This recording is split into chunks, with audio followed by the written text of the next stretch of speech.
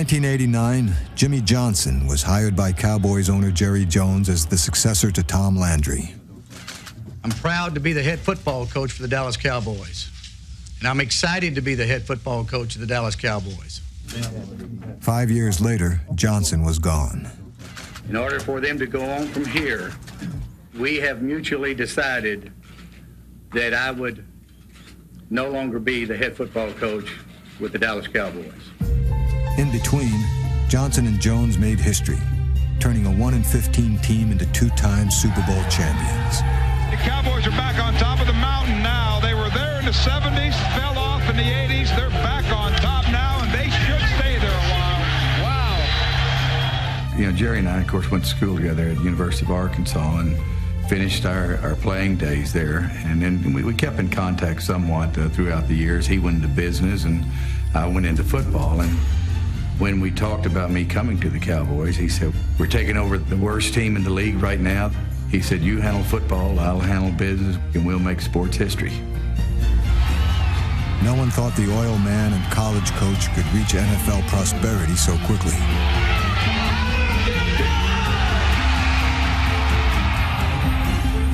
And no one could have predicted the two would part ways after back-to-back world championships. Their fractured relationship was one of the distractions the 1993 Cowboys would have to overcome in defending their Super Bowl title. Coach, what'd you do with your summer vacation? What summer vacation? I don't take vacations. Let's go, let's go! Beautiful day in Austin. Training camp under Jimmy Johnson was always a grind, especially the summer after the Cowboys won the Super Bowl.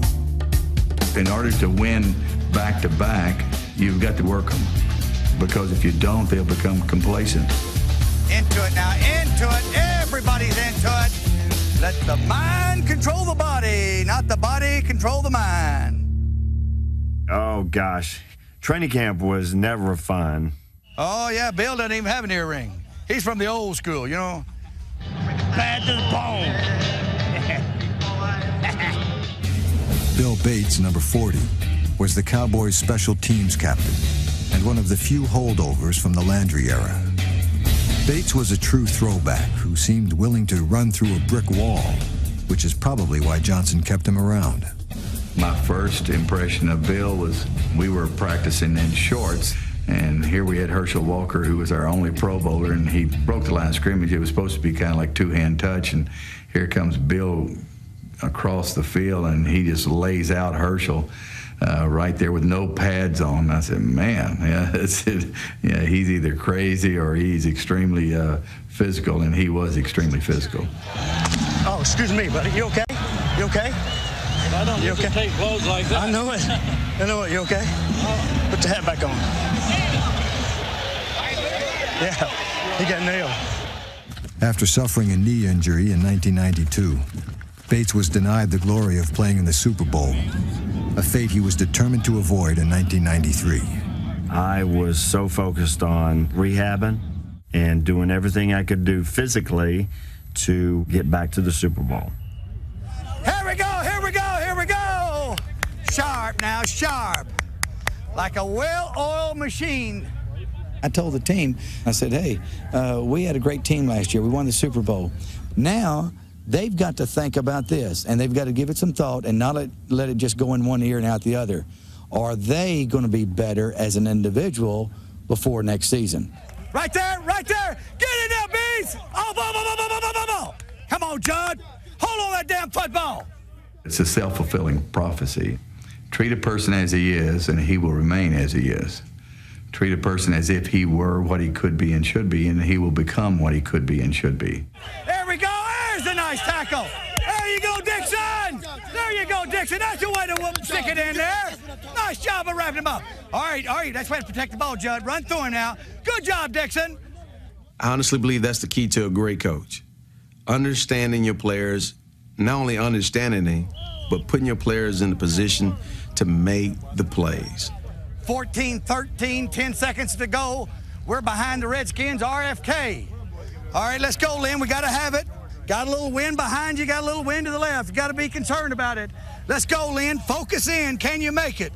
Here we go. It's all on the line. That's the way to hit it. Good job, Lynn. Perfect. Right down the middle. Perfect, Lynn. Cowboys win, as always. I treated our football team as winners. I treated them as a championship team because that's where we were headed.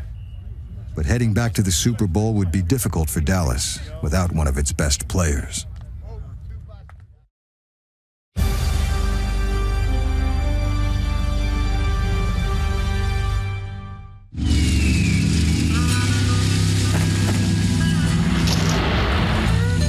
Where are you headed? Super Bowl. Get in. Hey, it's a nice jacket. Thanks. Nice shoes. One potential roadblock for the Cowboys on their trip to the Super Bowl was the contract holdout of Emmitt Smith. I thought I earned the right and deserve the right to be paid as the highest paid running back at the time in the National Football League because of my performance. Leading the league in rushing, going to the Pro Bowl 2 straight years, and now we're coming off a Super Bowl season. But Jerry and I did not see eye to eye. Kind of was like pulling teeth. Cowboys owner Jerry Jones was unwilling to make Emmitt the highest paid running back in the NFL, a distinction held by Detroit's Barry Sanders. So Emmitt held out. In training camp, he was replaced by a 4th-round draft pick named Derek Lassick. So, Lassick, we got to find out for sure what he can do. All right, Derek. All right, Derek. All right, Derek. See that soft spot? A little more quickness. Got to make that cut, Derek. Come on, Derek. Come on, Derek. A little bit more power. A little bit more power, Derek. Good cut on the thing, but run through him, Derek.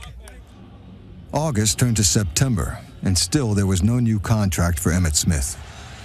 In a year with high expectations, no one thought the season could start without number 22.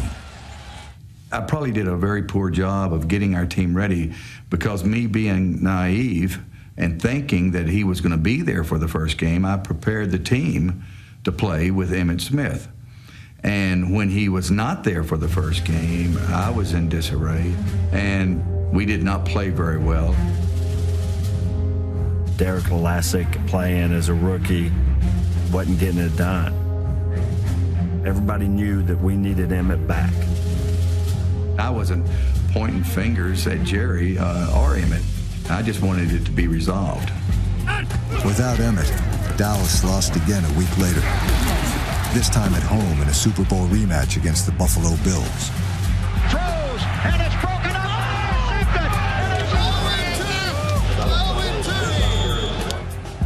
Suddenly, the Cowboys were in full crisis.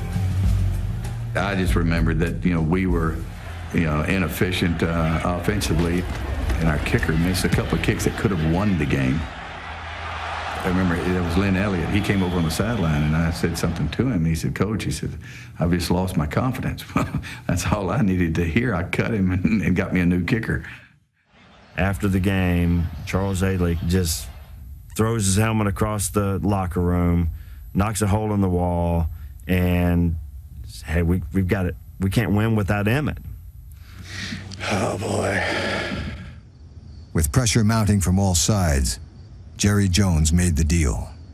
Emmitt got his new contract, and the Cowboys' new life. Now it's Emmitt Smith time. Sorry, got in the season a little bit late, but I think we can put this thing together and go on and win it all. No team in NFL history has ever started 0-2 and go on to win the Super Bowl. First down to 20. The 15 is gone. First touchdown of the year for Emmitt Smith. 22 yards for number 22. With Emmitt back in the fold, Dallas ran off 4 wins in a row. Sweep to Smith on a toss right, great block. Cuts to the 15. Left to the 2-and-8 block to the 10. Emmitt Smith to the 5. Stiff arm to the goal line.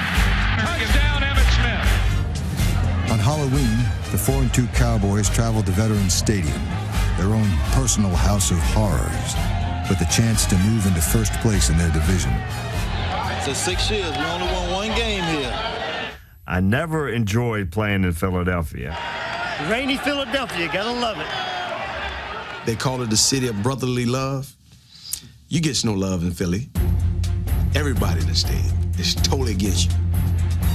In a hostile environment, Emmitt Smith and the Cowboys gutted the Eagles with a basic running play, the lead draw.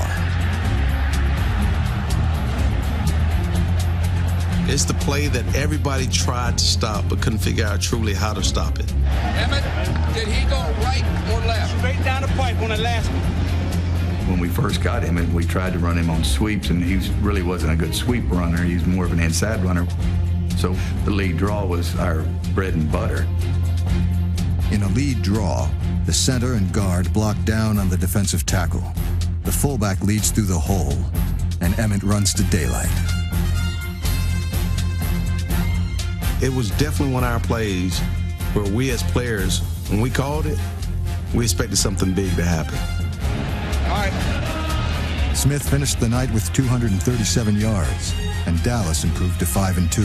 And Smith straight up the middle, and he may be gone. He's got the 50, he's got the 40, he's got the 20. Eric Allen takes it to the 5, 62-yard touchdown, Emmitt Smith.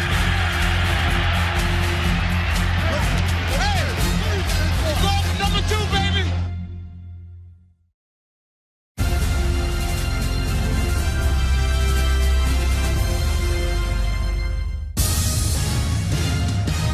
In Week 10, the Dallas Cowboys beat the New York Giants for their 6th straight win. A victory that came with a price. The right sideline and trips. Fell down. He hurt himself. Aikman's hurt at the 50-yard line. Troy Aikman injured his hamstring and was out for 4 weeks.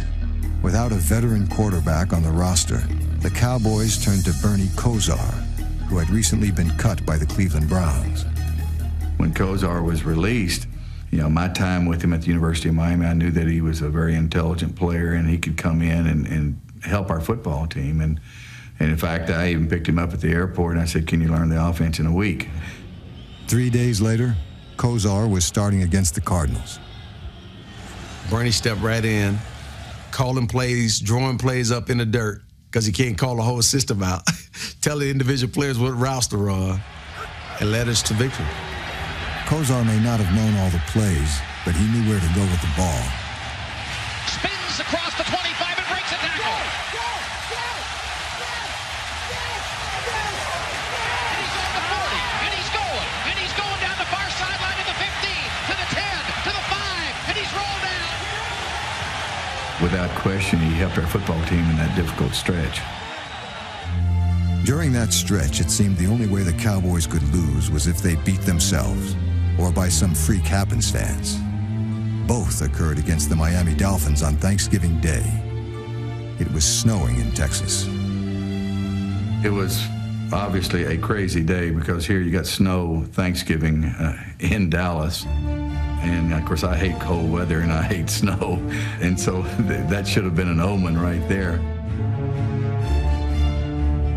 We fought a very tough football game against Miami that day.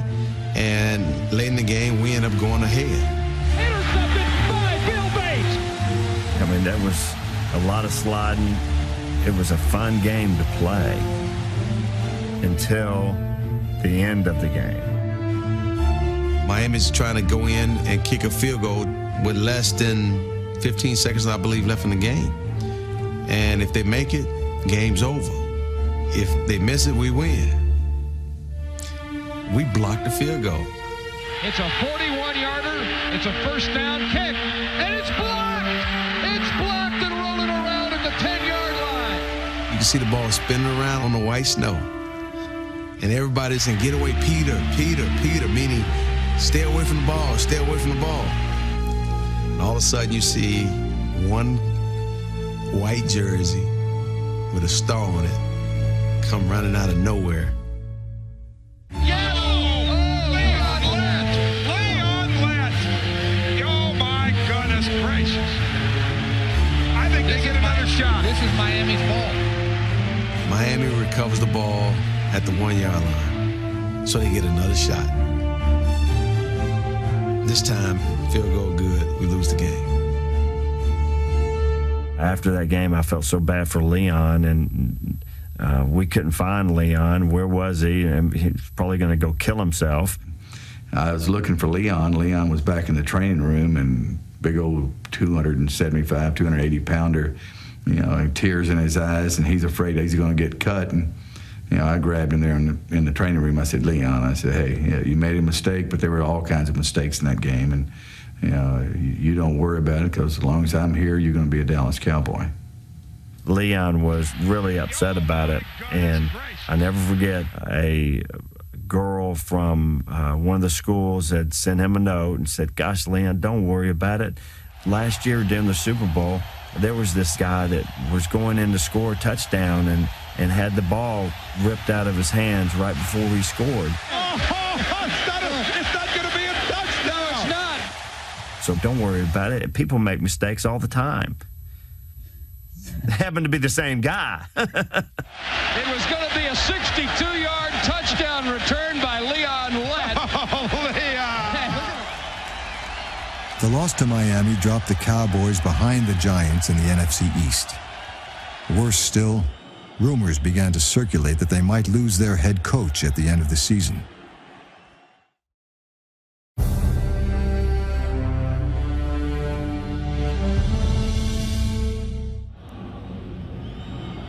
With the league set to add 2 new franchises, word leaked that Jimmy Johnson was considering leaving Dallas to become the head coach in Jacksonville.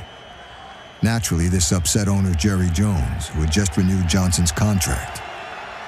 I believe that rumor got back to Jerry, and Jerry said that, well, maybe he ought to fire Coach Johnson for those reasons. You know, Jerry said, for instance, that, hey, if somebody came calling, and this was referred back to me by Roy, saying he should say, hey, I'm not interested. It's very, very easy not to be interested when you own the Dallas Cowboys and you have multi-millions of dollars. I mean, if you're a working stiff like I am, and like a lot of people are, you know, obviously you look at things. And so Johnson often used the media as a means to send a message, whether it was to Jerry Jones or more often to his players. If our players hear it through you and it makes them play better, you know, then I've accomplished what I set out to do. It's just that I was aware of anything that I was saying to the media or anything that I was doing was going to go right back to the players.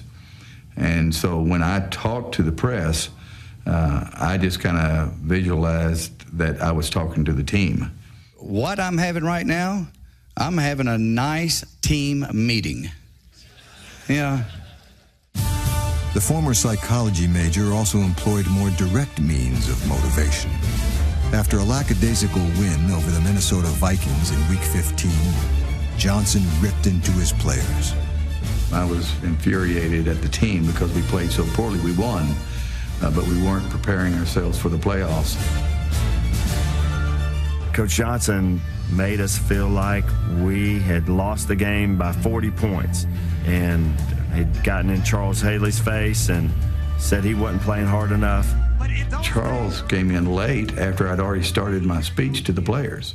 And I screamed at him, and he didn't like me screaming at him, and I told him to, in so many words, to get right over here, you know, at this spot and right next to me, and he didn't like it, and I had to say it again, and so finally he got over there, but he was really upset with me because I singled him out. Did he ever get in your face? Yes, it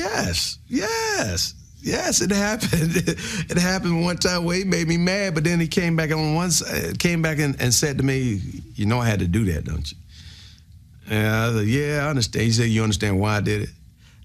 He said, because I want everybody around here to know that if I can get on my superstar players, that they don't have a chance.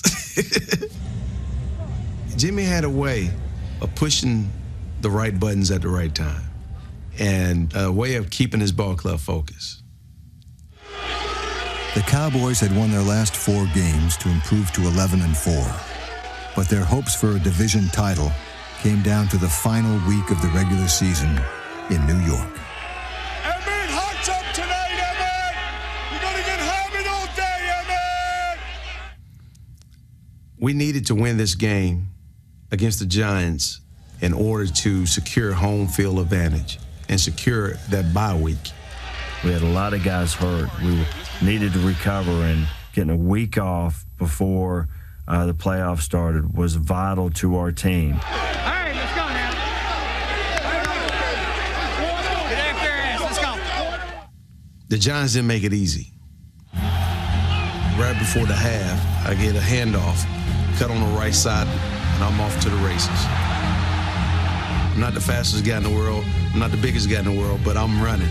And Greg Jackson come up on my left side, grab me, ride me down to the ground, and instant pain. Something happened in my shoulder that I never felt before. Smith is down. Emmitt Smith is down at the Giants'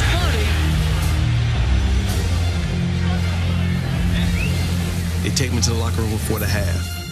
They take x-rays of my shoulder, and they recognize that I have a separated shoulder.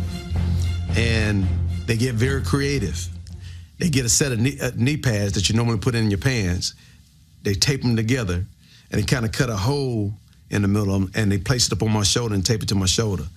Put my shoulder pads back on, and they say, now you're going to have some discomfort. In the second half, Emmitt carried the Cowboys in a moment that defined a team's season and a player's career. It was just a different kind of pain. And every time I got hit, every time I hit the turf, all I could hear, just cracks just happening all in my chest and my shoulder. That's what it sounded like.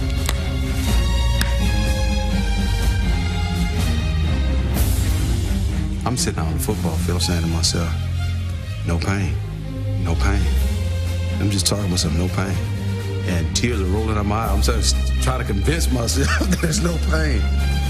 But I'm feeling all the pain.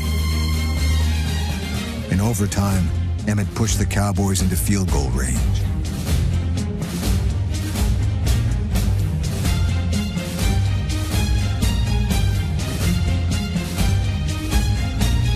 To see him fight through the pain that he had inspired us all. They'll never forget the day Emmitt Smith ran 32 times for 170 yards and caught 10 balls for 62 and did most of it with one arm.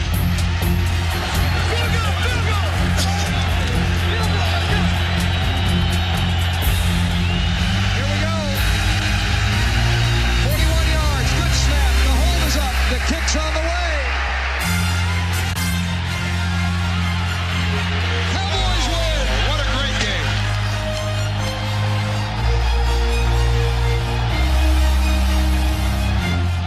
Weeks ago, we had a little meeting after Thanksgiving, and we said this: if you lay it on the line and you win out, you'll win the division second year in a row, and that'll give us a hell of a shot to get to where we want to go. Hey, you've been under the gun, you've been under the pressure, you had to do it on the road. One hell of a job.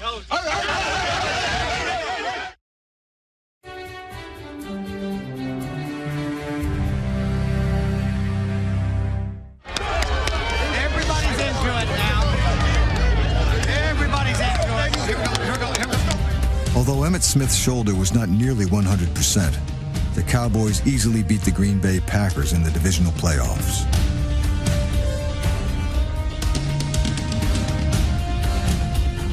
For the second straight year, they would face the San Francisco 49ers for the NFC Championship. Jimmy Johnson decided to give his team a little extra motivation. My wife, Rhonda, at that time, my girlfriend, Rhonda, and I, we were going to go have some Italian dinner. And I was listening to the radio. They were debating about who's going to win the game, San Francisco or Dallas, et cetera, et cetera. And so I said, well, I'll just solve this right here and now. And so I called in. I said, we will win the ball game. And you can put it in 3-inch headlines. We will win the ball game. I didn't think that it would cause that much uproar. The next morning, I did see Emmitt, and Emmitt said, well, Coach, he said, you wrote a check. I guess we're going to have to cash it. That's Coach Johnson's way. You know what I mean? He comes in and says, hey, this is what we will do period. And hey, if you hear that enough, you'll be like, yeah, we will do this and we will do that. I mean, it's just an attitude, and that's what he installs in us. Maybe it was the Pygmalion effect and the self-fulfilling prophecy. I know this. It irritated San Francisco players. Probably one of the classiest players that's ever played the game, Jerry Rice. I guess they were so hyped up about it. He takes a swing at our defensive back and gets a 15-yard penalty to start the ball game off. And so it evidently had a negative effect on San Francisco, but it rallied our guys to give them more confidence that they're going to win the game. Y'all got Jerry out of the game. Y'all got Jerry out of the game. Johnson's bravado had the desired effect. The Cowboys knocked Steve Young and the Niners off their game. Sets. They shot Haley over the middle. The ball's intercepted by Everett on a deflection to the 30, to the 24-yard line. With a 21-point lead, a Dallas victory seemed all but assured, right up until the second play of the third quarter. It's the NFC Championship game. One game away from Super Bowl. We're winning. We're trying to close the game out. And all of a sudden, Troy dropped back to pass. And a guy kind of like dives over his head, but his knee grazes his helmet. Look like a graze, but it catches him in the helmet. Totally just sent him straight to a whole nother planet. And Aikman is woozy, walking around holding his head. He stays in, but Aikman is shaken up. He stayed in the game and called the next play. And then we ended up going to the sideline, and then they just said Troy had a concussion. And he was just like in the middle of no man's land. Once more, the Cowboys called on Bernie Kosar. And once more, Kosar delivered.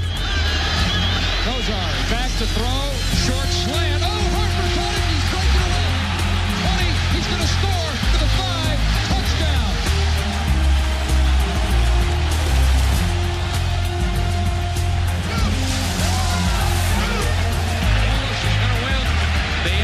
Championship again, and the Cowboys aren't the least bit surprised. Their coach told them this would happen. Jimmy said we would win the game, didn't we? Hey, 3-inch bold letters. Hey, I was guaranteed to win, right? I guess you cash that check today. Yeah. Now, I've been doing a lot of talking, but the things that you said, if you're going to talk the talk, you got to walk the walk. Hey, thanks to you guys, y'all did the walking, all right? Hey, and one thing, this week I'm not going to say a word. You know how I feel, but I'm not going to say a word, but I will say one thing right now. How about them Cowboys?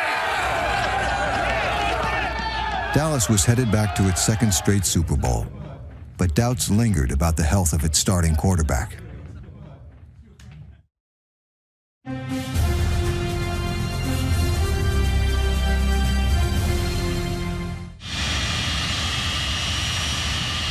The Dallas Cowboys arrived in Atlanta for the Super Bowl, reflecting the cool confidence their coach had shown them a week earlier. Hi, Atlanta. Biggest concern I had was getting my Corvette to Atlanta, because I was going to take my car down to the Keys after the ball game. Make sure they take my golf club to the hotel. It was a little different. It was kind of like one of those things, okay, I've been here before, so I know what to expect, and this is no big deal. What up, fellas? But the one thing that kind of irked me a little bit, early in that week, I'm riding with my marketing guys, and they have some good news that they want to share with Mr. Smith. They shared this news. Guess who's going to be on the cover of Sports Illustrated this week? This is the week of the Super Bowl. I'm like, who? Thurman Thomas? Jim Kelly? Like, no, you. They all excited. I'm like, oh, no. Have y'all lost y'all mind? Get me off the cover. I'm like, man, this is Sports Illustrated jinx. This is not the week to put me on the cover. The Cowboys only had a week to prepare for Super Bowl 28, and there was concern over the health of their quarterback. Troy Aikman spent the night after the championship game in the hospital. unable to remember a single play before or after his concussion. This is the first time that this has happened, and staying in the hospital was very frustrating just because I felt that I was ready to go home around 3 o'clock, but I actually wasn't because I still wasn't making much sense. It's very unlikely that I'll ever be able to recall what happened. We were definitely worried that Troy wasn't going to be able to play in the game, and I know Bernie took the majority of the snaps during practice that week. As an added distraction, Jimmy Johnson hinted loudly that his long-term future with the Cowboys was very much up in the air. I don't have any thought right now that I'll be doing anything else, but I'm not 100% going to do anything. I go like a racehorse as hard as I can for as long as I can, but I'm not concerned about doing it for 29 years. Let's go. For this week at least, Johnson was focused on preparing his team for the Buffalo Bills. I made my first presentation to the players, and I said, guys, just think about this. We are the best team. I said, if we played out here on the practice field with nobody watching, no pressure on you, I said, we'd beat the hell out of them, and I think you know that. I said, it's all in your mind. I said, if I put a 2x4 here on this floor, and I say, walk this 2x4, every one of you, you'd be able to start at one end, end up the other. Big guys, little guys, there'd be no problem. I said, if I put this 2x4 up about 15 feet, and I say, walk this 2x4, then your thought process is, don't fall, don't fall, don't fall. And what's going to happen? You fall. And I said, so when you think about playing the Super Bowl, you don't think about millions of people watching you. You don't put that kind of pressure on yourself. You keep the thought process that you're on the practice field and nobody's watching, and you're the best team, so you win. This was easier said than done, especially for Bill Bates, whose knee injury kept him from participating in a previous Super Bowl. I'm trying to keep from hyperventilating before the kickoff. I might just pass out right now. So here we are again, same time next year. The Dallas Cowboys and the Buffalo Bills in the Super Bowl. That's it, baby. Last one again, baby. Last one. Last one. All nothing. Troy Aikman started the game, but he clearly was not himself. Aikman, straight drop. Here comes Bruce. He steps up deep ball to the middle. It's intercepted. And the Buffalo Bills have come to play in this Super Bowl. Come on, let's go. Keep your head in the ball game. Let's go. But Dallas was helped by something Jimmy Johnson learned earlier in the week, simply by watching television. At all the Super Bowls, they would let cameras come in just for the first couple of minutes to get what they call B-roll before you practice. And I was watching just a local sports station, and it had B-roll of Buffalo warming up. And I saw Jim Kelly taking the football without anybody else other than Thurman Thomas and pitching it like a shuffle pass. And it looked to me like they were actually practicing the pitch. And so I went back to my defensive coordinator, Butch Davis. I said, Butch, have they run the shuffle pass? I don't recall seeing it on any of the game film. And we went all the way back through. They hadn't run the shuffle pass all year long. As it turns out, I think they ran it like 3 times. We ended up stopping for losses. I actually got a fumble, one of the biggest plays in the ball game. Kelly with a shovel pass to Thomas and fumble! Thurman Thomas fumbled the ball, stripped of it coming forward on that shovel pass. And the Cowboys have claimed a fumble. Oh, man, oh, man, oh, man. So just by luck, I was watching television and able to pick up the shuffle pass. I told Jim Kelly about it years later, and I had a laugh. He didn't laugh very much. Despite their tactical advantage, the Cowboys produced only 2 field goals by halftime and trailed 13-6. But nobody was panicking. Jimmy seemed pretty calm. At halftime, normally I really wouldn't be involved in a lot of the adjustments, but I stood up in front of the offense before we took the field the second half and said, hey, guys, here's what we're going to do. We'll make some adjustments on our little counter play to Emmett, and we're going to take the ball, we're going to receive the kickoff, we're going to take it down the field, we're going to jam it down their throats, and we're going to play physical football and get back in this game. And I'm like, okay, get it to me. We came out of that locker room like game busters.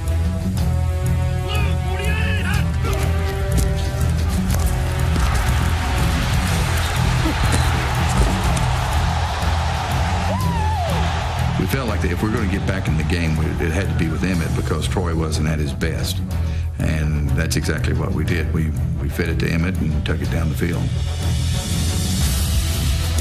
The Cowboys gave the ball to Smith 7 times on an 8-play drive.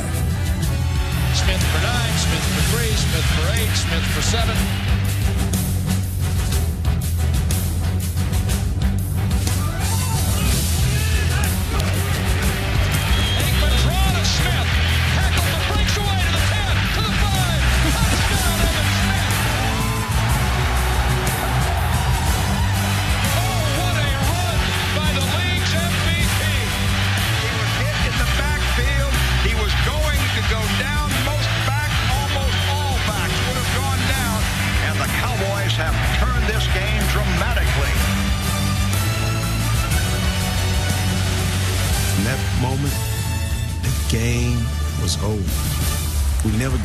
Buffalo a chance to truly settle back in from that point on. We hit them with a flurry of shots. It was like a boxer closing out a knockout. 4th and goal at the 1. Blitz, pitch left to Smith, blocked from Johnston. Touchdown, Emmitt Smith.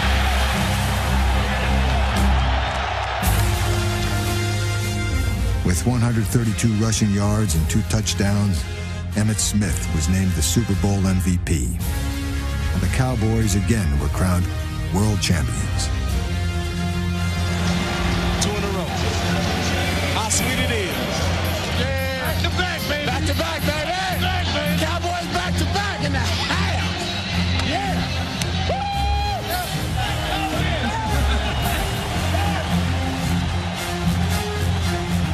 Emmett, we had a special relationship. So when he messes up my hair, we laughed about it and everything. I said, hey, you can mess it up anytime we win a Super Bowl. It was a game like their year. They started 0-2. They were in deep ruts. Everybody said they couldn't do it. Well, guess what? Dallas, your Cowboys are still champions. It was everything that I wanted it to be and more.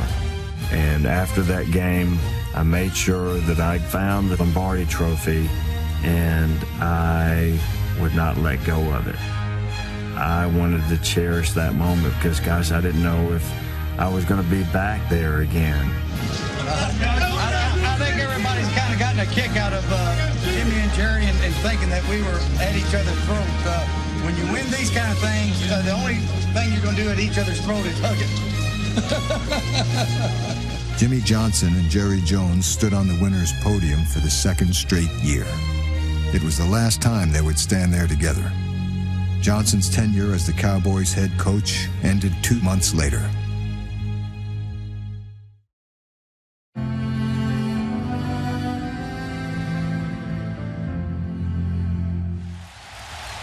The Dallas Cowboys celebrated another Super Bowl victory. But the long road to their 2nd championship had taken its toll.